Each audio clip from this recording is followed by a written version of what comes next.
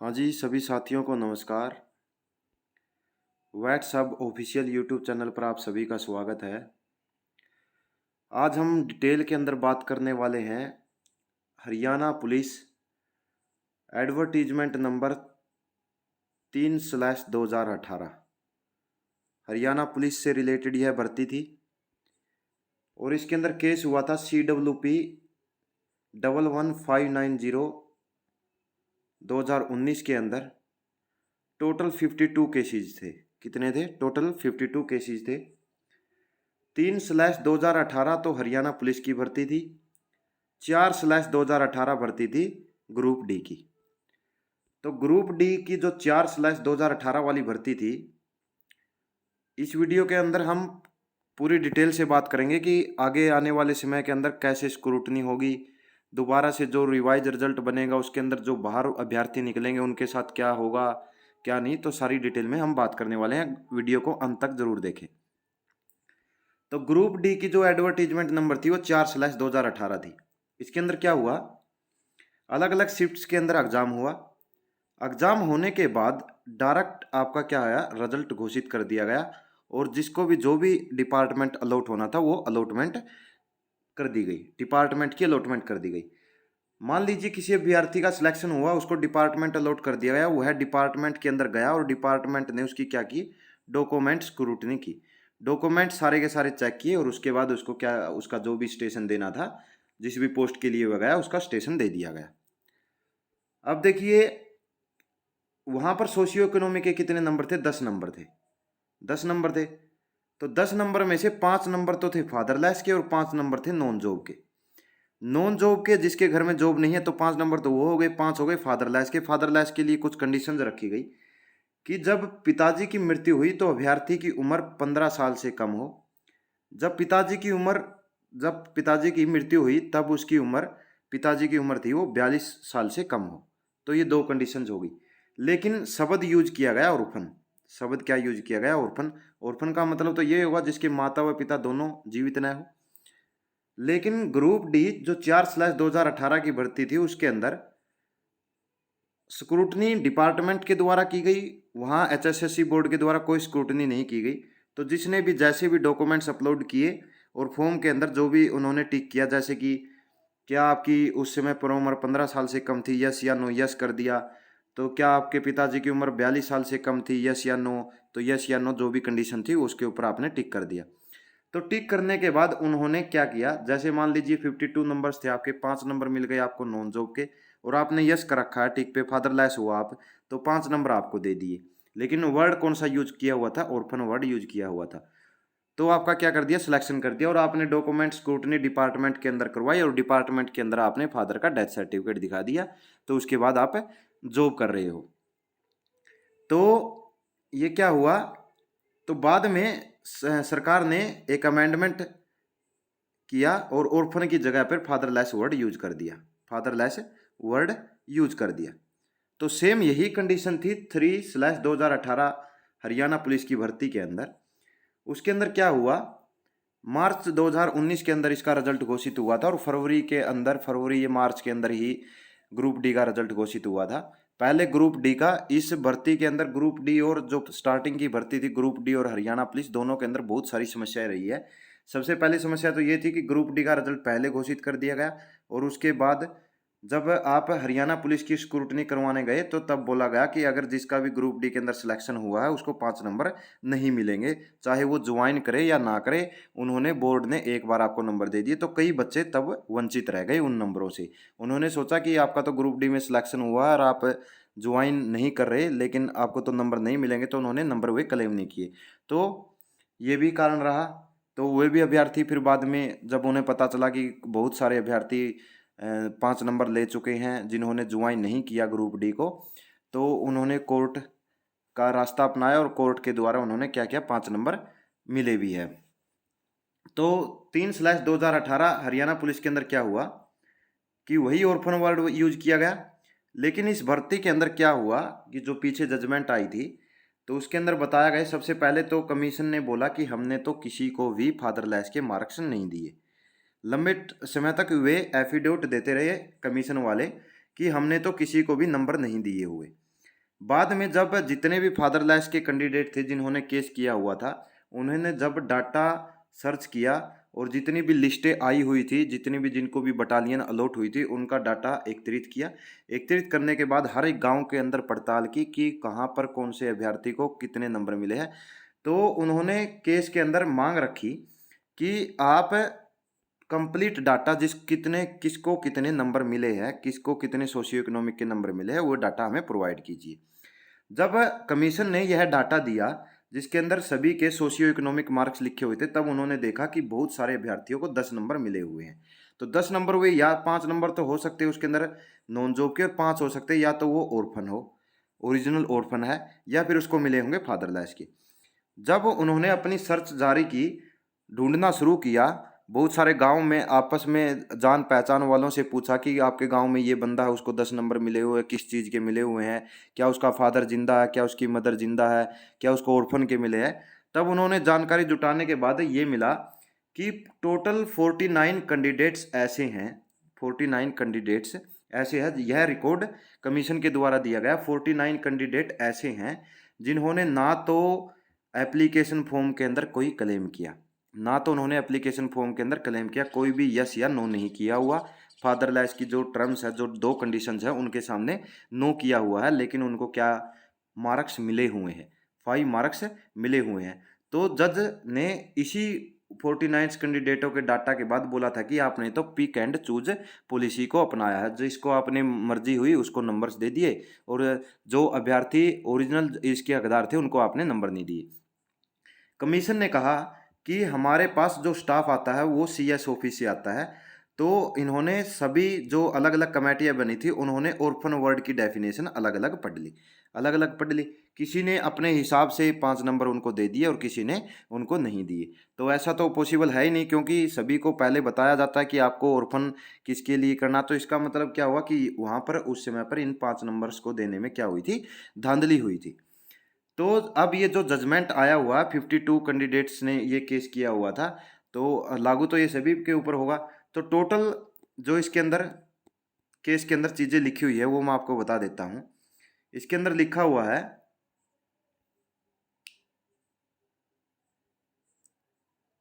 इसके अंदर पहली बात तो ये लिखा हुआ है कि आपने जैसे ऑर्फन जो शब्द है उसका मतलब ग्रुप डी की तरह ही रहेगा।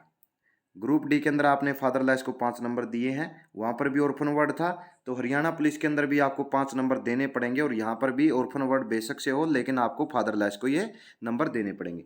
नंबर 2 बात क्या रहेगी, मान लीजिए अगर ये +5 नंबर होने के बाद जो लोअर मेरिट वाले अभ्यर्थी होंगे वे क्या निकल जाएंगे, बाहर निकल जाएंगे लिस्ट से। और ये सारी की सारी लिस्ट से उनको बाहर निकालना, ये सारी की सारी किसके ऊपर छोड़ दी, गवर्नमेंट के ऊपर छोड़ दिया। गवर्नमेंट के ऊपर छोड़ दिया कि यह हरियाणा सरकार के ऊपर है कि आप उन जो बाहर निकलेंगे कैंडिडेट्स, उनको आप इसी भर्ती के अंदर सेट करेंगे, या फिर आगे आने वाली भर्तियों के अंदर उनके लिए स्पेशल कोई प्रावधान रखा जाएगा कि आपको हम दोबारा से उस भर्ती के अंदर ले लेंगे। तो यह छोड़ दिया उन्होंने स्टेट गवर्नमेंट के ऊपर कि आप देखिए उन अभ्यर्थियों के साथ क्या करना। लेकिन जो भी आप चीज़ करोगे, आप उनको 6 वीक्स पहले, 6 हफ्ते पहले आप उनको क्या दोगे, नोटिस दोगे। क्या दोगे, नोटिस दोगे, उनको बताओगे कि आपको हम इस वजह से आपको लिस्ट से बाहर कर रहे हैं, और ये हमने हाई कोर्ट का जो डिसीजन था उनको माना है, और आप लिस्ट से बाहर हो रहे हैं, और आपके ऊपर जो भी अपर मेरिट वाले अभ्यर्थी है वो आपकी जगह पर आ रहे हैं। नंबर 2, तो +6 महीने, ये तो सीधी बात है कि जो कोर्ट ने 6 वीक्स का टाइम दिया है तो उनको नोटिस मिल जाएगा। नोटिस मिलने के बाद तो वे कुछ ना कुछ डायरेक्शन लेंगे, कोर्ट के अंदर जाएंगे, जैसा भी करेंगे। तो इसके बाद कमीशन ने समय दे दिया है कितने, 4 मंथ का, कि 4 मंथ के अंदर अंदर आप जितने भी अभ्यर्थी थे जिन्होंने कोर्ट केस किया हुआ था, और जितने भी अभ्यर्थियों ने क्लेम किया हुआ है फादरलेस के या ऑर्फन के मार्क्स क्लेम किए हुए हैं, उनकी आप डॉक्यूमेंट की रीस्क्रूटनी कीजिए। तो अब यहाँ पर डाउट जो रहता है वो देखिए। तीसरा एक क्या क्या क्या हुआ कि जब आप अगर इन अभ्यर्थियों में जिन्होंने कोर्ट केस किया हुआ है, ये 5 नंबर लगने के बाद ये मेरिट लिस्ट के अंदर आ जाते, तब इनकी सर्विस है वो काउंट होगी। पीछे जो इनका बैच था जिन्होंने स्टार्ट ज्वाइनिंग मार्च 2018-19 के अंदर की हुई है, तभी से इनकी भी जो जो सर्विस पीरियड होगा वो वहीं से काउंट होगा, जो इनके पहले जो बैच ज्वाइन कर चुका है वहीं से इनका सर्विस पीरियड काउंट होगा। इनको वेजेज वगैरह ये एडिशनल वेजेज नहीं दिए जाएंगे। तो सर्विस सीनियोरिटी है उनकी वो पीछे वाली लिस्ट से ही बनेगी रिवाइज रिजल्ट के बाद, रिवाइज रिजल्ट के बाद। इसके अलावा जो अभ्यर्थी थे जो लिस्ट से बाहर होंगे, इनकी जगह पर अपर मेरिट वाले आएंगे, तो उसके अंदर गवर्नमेंट ने जो हाई कोर्ट थे उन्होंने स्पेशली बोल दिया कि इसके अंदर जो जो 49 बच्चे थे जिन्होंने क्लेम नहीं किए थे लेकिन बाद में फिर भी आपने उनको नंबर दिए, उसके अंदर अभ्यर्थियों की कोई भी गलती नहीं है, वो गलती कमीशन की है, आप लोगों ने उनको नंबर दिया था। अब उनकी उम्र ज़्यादा हो गई होगी, वो तो किसी कंपटीशन एग्जाम में बैठ भी नहीं सकेंगे, इसलिए आपको 6 वीक्स पहले उनको नोटिस देना पड़ेगा और आपको कुछ ना कुछ ऐसा प्रावधान करना पड़ेगा कि उनको आपको इसी भर्ती के अंदर रखना है या फिर आगे आने वाली भर्तियों के अंदर आप उन अभ्यर्थियों को एडजस्ट करेंगे। तो इसके अंदर डाउट क्या क्या आते हैं। पहला डाउट अभ्यर्थियों के अंदर ये है कि ऐसे अभ्यर्थी जिन्होंने कोर्ट केस तो किया हुआ है लेकिन उन्होंने अपने एप्लीकेशन फॉर्म के अंदर दोनों फादरलेस की कंडीशन के सामने यस नहीं किया, तो उनके साथ क्या होगा। जितने भी अभ्यर्थी जिन्होंने केस किया हुआ है और उन्होंने अपने जो फादरलेस कंडीशन है उनके सामने नो कर दिया गया है, कोई भी घबराने वाली बात नहीं है, उनकी डॉक्यूमेंट स्क्रूटनी दोबारा से होगी, डॉक्यूमेंट स्क्रूटनी दोबारा से होगी। और कोर्ट के द्वारा बोला भी गया है कि जो लास्ट डेट थी 25, उससे पहले पहले के डॉक्यूमेंट्स आपके पास होने चाहिए, उससे पहले के डॉक्यूमेंट्स होने चाहिए। वहाँ पर आपके पास फादरलेस सर्टिफिकेट नहीं है तो आप फादर की जो डेथ सर्टिफिकेट है वो आप उनको दिखा सकते हो, ओरिजिनल डेथ सर्टिफिकेट अपना साथ रखें। तो पहली तो डाउट ये था कि अगर इन्होंने नो किया हुआ है और उन्होंने कोर्ट केस किया तो उनकी डॉक्यूमेंट रीस्क्रूटनी जरूर होगी, और उनके पास जैसे जिस समय पर स्क्रूटनी हुई थी वैसे ही वहाँ पर आपको एक प्रोफोर्मा दिया हुआ था स्क्रूटनी का, उसके अंदर आपको लिखना हुआ था कि एप्लीकेबल है या नहीं है, इस कंडीशन के लिए आप एप्लीकेबल नहीं है, बीए के मार्क्स के लिए एप्लीकेबल है, एमए के मार्क्स के लिए, एनसीसी के मार्क्स के लिए, टोटल 20 मार्क्स थे सोशियो इकोनॉमिक्स के। तो आपको दोबारा से कोई पोर्टल के ऊपर या फिर जैसे भी होगा कोई परफॉर्मा आएगा तो परफॉर्मा आपको फिलअप करना है, तो आपकी दोबारा से रीस्क्रूटनी होगी, घबराने वाली कोई भी बात नहीं है। अगर आप एलिजिबल है तो आपको डेथ सर्टिफिकेट दिखाना होगा तो आपको 5 नंबर मिल जाएंगे। ऐसे अभ्यर्थी जो 49 अभ्यर्थी है जिन्होंने फॉर्म के अंदर क्लेम नहीं किया था और ओरिजिनली वे उसके नंबर के हकदार भी नहीं है, उनके साथ क्या होगा। उन अभ्यर्थियों को अगर अब आपकी दोबारा से रीस्क्रूटनी हुई तो आप वो 5 नंबर क्लेम नहीं करेंगे तो आप, अगर जो अभ्यर्थी फिर भी लिस्ट के अंदर आ रहा है तो वो तो जॉब के अंदर रहेगा, अगर वो जो अभ्यर्थी जॉब के अंदर नहीं आ रहा तो वो क्या हो जाएगा, उस लिस्ट से आउट हो जाएगा। फिर यह डिपेंड करता है स्टेट गवर्नमेंट के ऊपर कि आपको वो रखेंगे या नहीं रखेंगे। तो ये तो सीधी बात है कि जो ऐसे क्लर्क को रखा गया था रखा तो जाएगा ही। इसके अलावा एक डाउट क्या रहता है कि जो रिवाइज लिस्ट बनेगी उसके अंदर जो कट ऑफ के ऊपर क्या प्रभाव पड़ने वाला है। कट ऑफ के ऊपर प्रभाव पड़ने वाला है 1 से 2 क्वेश्चन तक का, बिल्कुल 1 से 2 क्वेश्चन तक का प्रभाव पड़ने वाला, क्योंकि +5 जितने भी जो केस वाले अभ्यर्थी हैं या फिर फादरलेस वाले अभ्यर्थी है जो अभी तक जिनको 5 नंबर नहीं मिले, उनके अगर +5 हो जाते तो वे लगभग +2 और +3 इतने मार्क्स जो कट ऑफ है, जो फिलहाल कट ऑफ है 57.6 के आसपास है, 56 वेटिंग के आसपास है, तो इससे +2 या +3 मार्क्स वे अपर चले जाते हैं। और जो लोअर मेरिट वाले रहेंगे वे क्या आ जाएंगे, नीचे आ जाएंगे, और अपर मेरिट वाले अंदर चले जाएंगे। तो ये था पूरा का पूरा मामला, जो जो भी डाउट्स थे वे हमने बता दिए। टोटल 1158 के आसपास अभ्यर्थी है जिनकी रीस्क्रूटनी होनी है। 1158 तो वे उन अभ्यर्थियों की लिस्ट जारी की हुई थी। ये आपका हो गया पूरा का पूरा कोर्ट केस, आप इसको पढ़ सकते हैं। टोटल 24 पेजेज है और इसको आप देख सकते हैं। और जब ये ऑर्डर टाइप हुआ इसके 4 मंथ के अंदर अंदर आपको रीस्क्रूटनी करनी है स्टेट, और ये लिखा हुआ यहाँ पर अप्रोप्रिएट शो कोज नोटिस देना पड़ेगा आपको 6 मंथ पहले कि आप उनको कि आप इस वजह से आप बाहर निकल रहे हैं, आपकी मेरिट लिस्ट क्या बनी है, आपकी मेरिट लिस्ट है वो, आप मेरिट लिस्ट में जो अपर मार्क्स वाले हैं वो आ रहे हैं और आप बाहर निकल रहे हैं। तो इसके अलावा जो एक लिस्ट और थी वो मैं आपको दिखा देता हूँ, जिसके अंदर ये अभ्यर्थी थे जिनको नंबर्स दिए हुए हैं।